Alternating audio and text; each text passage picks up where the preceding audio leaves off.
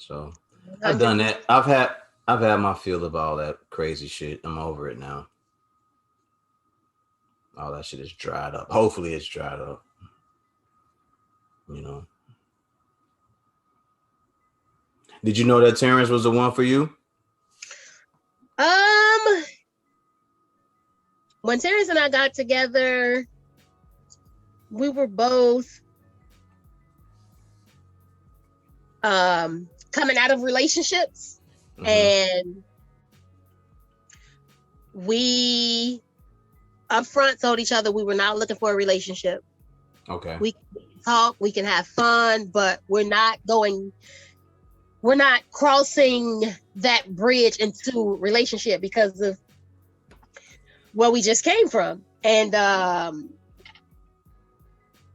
you know, the mutual attraction was there. And then we went from just messaging to now actually hearing each other's voices to like little stolen moments whenever we both had a chance to get away. At the time, I was living on 43rd and Michigan, and he was living in LaGrange, and we chose Roosevelt. It was a Jewel over there, I think. Jewel Osco. And he wasn't too far from the expressway. I wasn't too far from the expressway. So that was like the meetup spot. It was always after work, or maybe the weekend he didn't have his kids, or when either my children were asleep or with my mom. And when I realized that on the way back home from Joel Osco that like I missed him already, Wow. It was like, huh? I said, oh wow. Right. I was like, this something may come of this. But we were still the whole no relationship, and it just happened organically. Okay. Was there ever a point where you just knew like this might be the guy?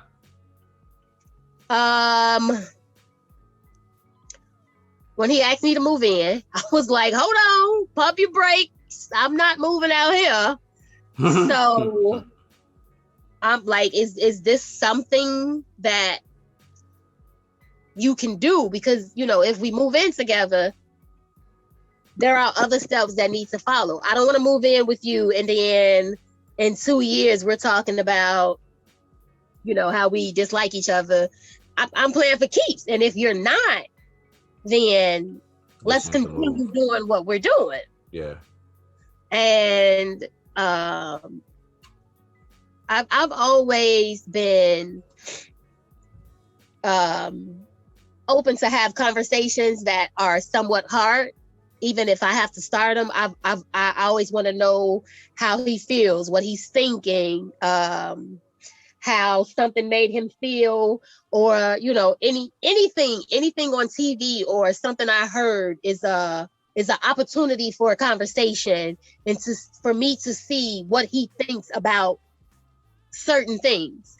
And he never really was a talkative person. It wasn't necessarily one word answers, but the conversations weren't open-ended. And I'm like, I don't know if I could do this forever. Like, you have to talk back to me. But sometimes we're not thinking about nothing. Like, we really just like at peace and we're comfortable in the moment. You do realize. I mean, and that's perfectly 100% fine. But if I have an issue with you, okay, and not just a communication issue, but if I have an issue with you and you say I'm sorry and then think everything's supposed to go back to normal, no, we need to figure out why this happened. I want to know why you felt like what you did was okay, so we can get to the point where you're thinking before you do it, And we're not in this situation. You can't just apologize to me and that's that. Right. I want to know, what even made this decision possible. Right. Get to a resolution. Yeah. Exactly. Saying I'm sorry, that's a band-aid. You know what I'm saying? Eventually I'm gonna take a shower and it's gonna come off. Yeah. So talk to me. Yeah. So over time, I want to say maybe like at the 9-month mark, he started opening up and he started having conversations and he started explaining to me why it was hard for him to have conversations. And I think right there is when I realized that this is something I can do. Of course, if he continues to evolve, this is something that I can do. And then I okayed the moving in, and 2011 he proposed. Awesome. Salute to him. We hustle sun up until sundown just to keep businesses in our part of town. That's black gold, black gold, black gold, black gold. It's community wealth when we support ourselves. Recycle the money before you spend somewhere else. That's black gold.